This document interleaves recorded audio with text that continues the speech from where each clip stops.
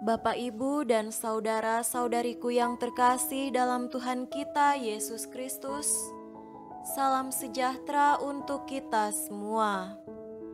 Berkat Allah yang Maha Kuasa senantiasa menyertai kita. Marilah kita mendengarkan dan merenungkan bacaan-bacaan kitab suci hari Senin tanggal 11 April tahun 2022. Bacaan pertama dari kitab Yesaya pasal 42 ayat 1 sampai 7. Lihat, itu hambaku yang kupegang, orang pilihanku yang kepadanya aku berkenan. Aku telah menaruh rohku ke atasnya, supaya ia menyatakan hukum kepada bangsa-bangsa. Ia tidak akan berteriak atau menyaringkan suara atau memperdengarkan suaranya di jalan. Bulu yang patah terkulai tidak akan diputuskannya, dan sumbu yang pudar nyalanya tidak akan dipadamkannya. Tetapi dengan setia, ia akan menyatakan hukum. Ia sendiri tidak akan menjadi pudar dan tidak akan patah terkulai sampai ia menegakkan hukum di bumi. Segala pulau mengharapkan pengajarannya. Beginilah firman Allah Tuhan yang menciptakan langit dan membentangkannya, yang menghamparkan bumi dengan segala yang tumbuh di atasnya, yang memberikan nafas kepada umat manusia yang mendudukinya, dan nyawa kepada mereka yang hidup di atasnya.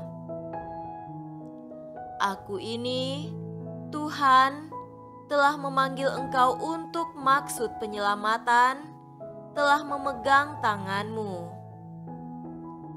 Aku telah membentuk engkau dan memberi engkau menjadi perjanjian bagi umat manusia, menjadi terang untuk bangsa-bangsa, untuk membuka mata yang buta, untuk mengeluarkan orang hukuman dari tempat tahanan, dan mengeluarkan orang-orang yang duduk dalam gelap dari rumah penjara. Demikianlah sabda Tuhan. Syukur kepada Allah.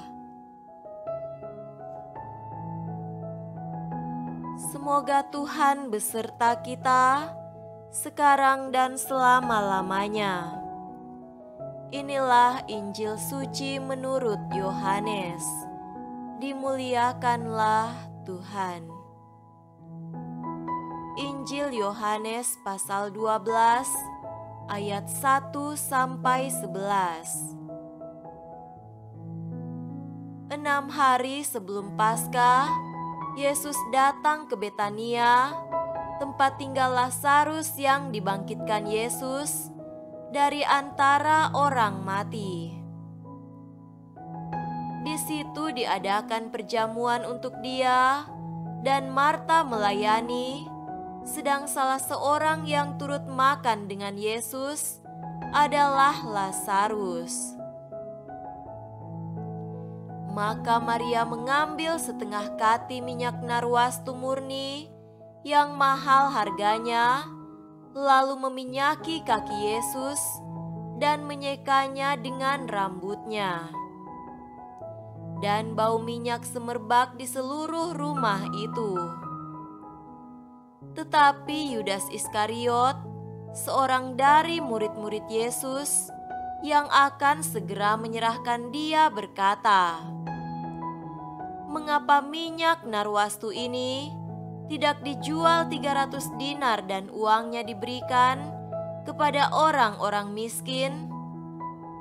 Hal itu dikatakannya bukan karena ia memperhatikan nasib orang-orang miskin, melainkan karena ia adalah seorang pencuri.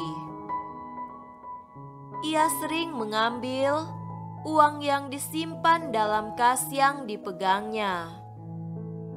Maka kata Yesus, biarkanlah dia melakukan hal ini mengingat hari penguburanku.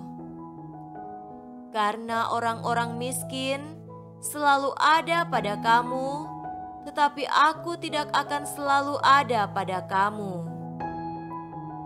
Sejumlah besar orang Yahudi mendengar bahwa Yesus ada di sana, dan mereka datang bukan hanya karena Yesus, melainkan juga untuk melihat Lazarus yang telah dibangkitkannya dari antara orang mati. Lalu imam-imam kepala bermufakat untuk membunuh Lazarus juga, sebab karena dia banyak orang Yahudi meninggalkan mereka dan percaya kepada Yesus. Demikianlah sabda Tuhan. Terpujilah Kristus. Saudara-saudariku yang terkasih dalam Tuhan kita Yesus Kristus, tema renungan kita pada hari ini adalah yang terbaik untuk Tuhan. Semahal apakah minyak narwastu yang dipakai Maria meminyaki kaki Yesus? Menurut Matius pasal 20 ayat 2, bahwa 1 dinar adalah upah pekerja dalam sehari, berarti 300 dinar sama dengan upah pekerja selama 300 hari. Kita dapat simpulkan bahwa memang minyak yang diurapkan pada Yesus itu adalah minyak yang mahal harganya. Maria meminyaki kaki Yesus dengan minyak narwastu murni seharga 300 dinar. Namun bagi Yudas, apa yang dilakukan itu tidak tepat. Ia berkomentar, mengapa minyak ini tidak dijual 300 dinar dan uangnya diberikan kepada orang miskin? Minyak itu mahal, tapi hanya dipakai untuk meminyaki kaki. Apakah Yudas punya hati untuk orang miskin? Tentu tidak. Ia adalah seorang pencuri. Ia sering mengambil uang yang disimpan dalam kas yang dipegangnya.